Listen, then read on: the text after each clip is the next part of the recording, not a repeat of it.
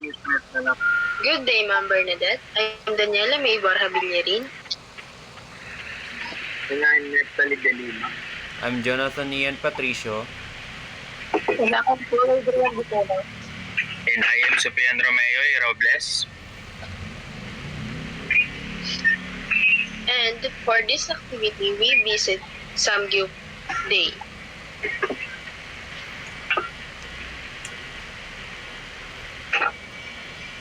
Samgyup Day is a business type of food and beverage, and food and beverage falls in food and beverage industry. We visit Samgyup Day in July 25, 2025 at 3 p.m. The location of Samgyup Day is 73 Mayor Ignacio Santos Diaz Street, San Martin de Porres, Quezon City. In this part, you can see a big tarpaulin. That tarpaulin is placed in the entrance of Samgyup Day. So in the tarpaulin, the prices are indicated alongside with the products included. So in the entrance, there is a registration where Samgyup they give you a table number. Just like this.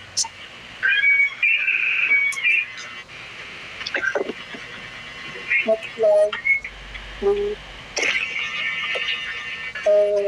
Here in the payment area, the customer will pay first before entering the dining area. So upon payment, the staff in charge will record what time the customer entered the dining area. They do this because each group of customers or individual customer can only stay for 2 hours, courtesy for the next user. Next slide. So here in the dining area, so the pan and the stove is ready. Each table can fit up to 5 to 6 persons. And in and there is an electric fan so the customer won't feel that they're cooking. Yes. That's right. So, next is food counter.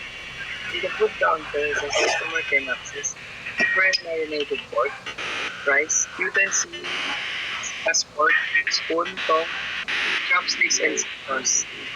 What is in food counter? Marinated meat. Customer can take any amount of meat, but they should consume it because in Samgyup Day. Per gram of meat is side dishes cost 1 peso. You can also find the rice and utensils. Rice and utensils displayed properly with cover and spoon in pork. Tongue are sanitized while chopsticks covered with plastic. You can also find here the side dishes as pickle, cucumber, kimchi, fried potato, pasta, and sauces. Next.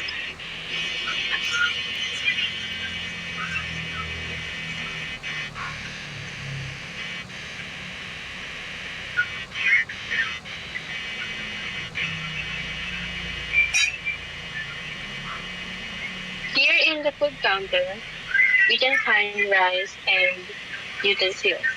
So in Samgyup Day, they offer 3 large pots of rice, and the utensils such as fork and spoon are sanitized and chopsticks are covered in plastic. Next slide.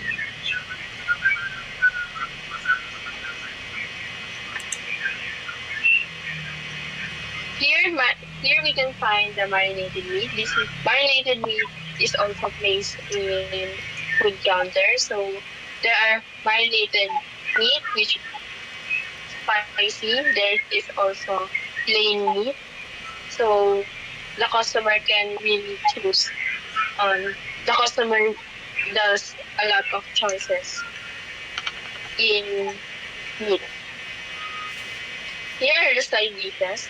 Side dishes are pickled cucumber, kimchi, potato, and salad. At this, when we visit Samgyup Day, lettuce is not available because of the typhoon. That's why we eat at Samgyup Day without lettuce, and lettuce is not included in side dishes. So that's all for food counter. Thank you. And let's proceed to the setup. In the setup is each table will be provided a frying pan where the meat will be cooked, and each table has also a gas and stone.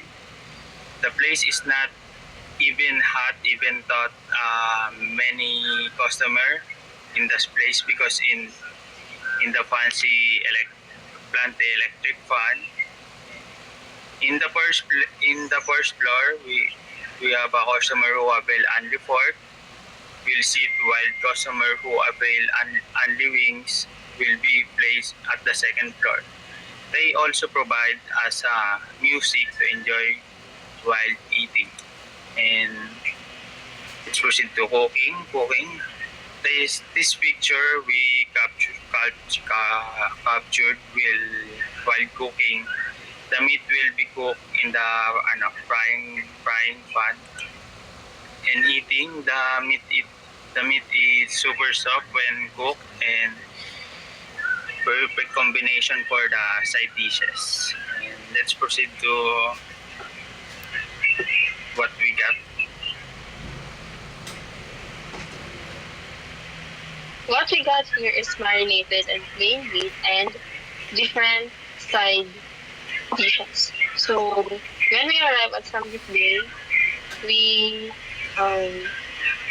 kinuha namin lahat ng meat na pwede namin makuha or pwede namin maluto.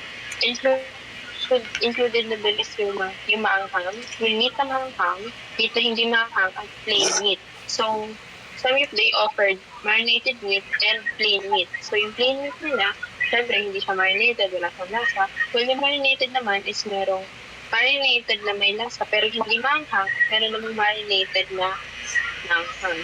Side dishes naman, nag-o-offer sila ng iba't iba, like kimchi, salad, cucumber, fish cakes, sauces, and potato. Yung mga maliliit na bilog na nakikita niyo dyan sa screen, that's potato. So that's what we got in Samgyup Day for 249 pesos.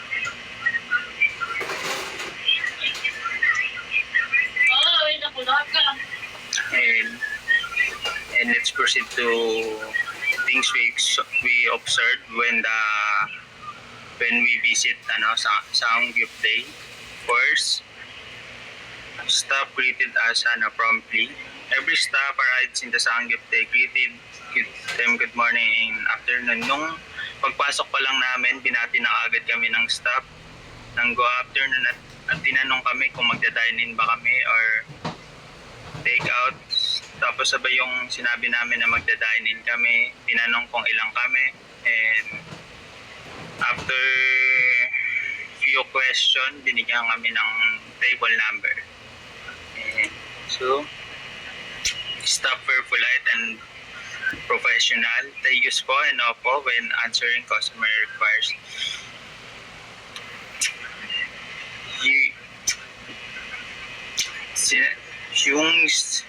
The staff of Samgyup Day is very friendly to customer because they use po and opo when answering the question of the customer, and to question and answer clearly.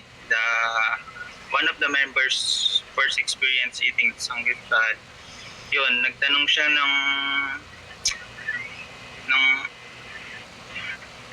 ng question sa staff, and nasagot siya ng staff ng maayos. So, Number 4 po is staff showed product sensitive knowledge. The staff showed that when trained properly, the officers the fine passes the limited ask for shows that they can be attention giving there's a lot of customers. So, isa po yun sa mga napansin namin is yung attentiveness nila. They often they change the pan when the pan is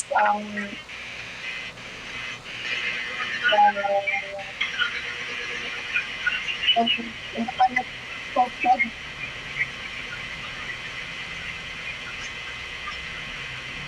Kapag po medyo sunog na yung pan na ginamit namin sa pagluluto ng meat, may dadating po isang staff na may dalang extra pan. So, yung pan na gamit na at medyo maitim na, medyo sunog na, papalitan nila yun ng bago. Yun yung gagamitin namin para magluto ng meat. So, wala yung ginagawa sa Samgyupsal, pinapalitan nila. And yung pagpapalit is hindi na kailangan magtawag ng customer ng staff para palitan yun.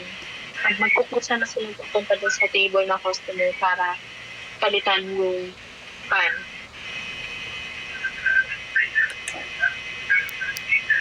Next one is we talk budget up to customer. So, clinic budget from the reason why customer feedback. So, the start out without including income and actually tone, smile like that, immediately customer needs something and you don't discriminate customers even based on us. Some good stuff. So, ano po kasi, pinag-video namin, section na din naman sa family. To conclude, magkano daw po kung meron fee or kung para sa lahat.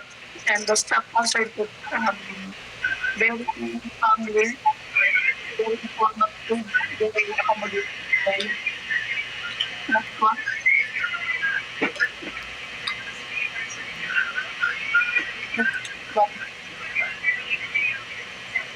So, staff also in the additional staff. So, 5 out of 5 po ito as well in the picture. Yan po yung sabi ko kanina na pagtuloy na po yung staff natin. Hindi na po namin sila pinatawag. Sila na po yung sila na po yung kumadapit yung sinasabi.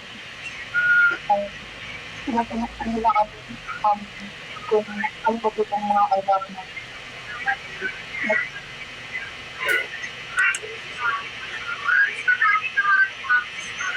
So, number 7, service met or exceeded expectations. Customer service is exceptional. Food was delicious and we don't feel at while cooking because there is enough electric fan for customer.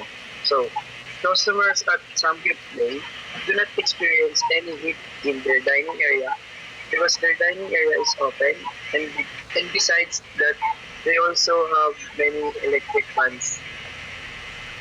Next slide.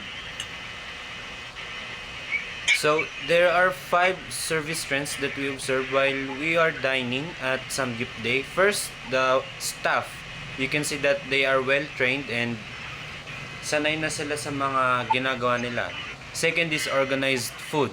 Hindi ka na mahihirapan maghanap ng mga pagkain since nakasalansa na ng maayos yung mga choices mo. And third is clean surroundings and utensils. Malinis ang dining area and sanitized yung mga utensils. Fourth is cheap but quality products. Mura nga, pero masarap naman yung mga pagkain sinuserve nila. And fifth is long wide table. Ibig sabihin na pwede ka magyaya ng mga kaibigan mo kasama kumain dito kasi nga malawak yung table. Next slide please.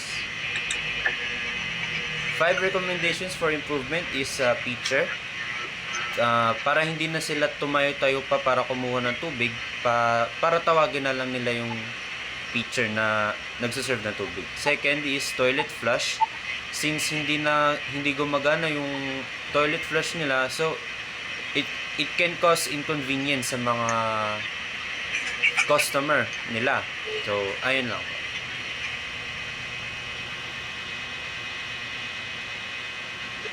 So, dito po sa 5 recommendation for improvement, 2 lang po yung nailagay namin kasi wala na po kami ibang makita na pwedeng maging improvement sa kanila. So, accessible naman po yung lugar and yung staff is approachable. So, ito lang po 2 na po yung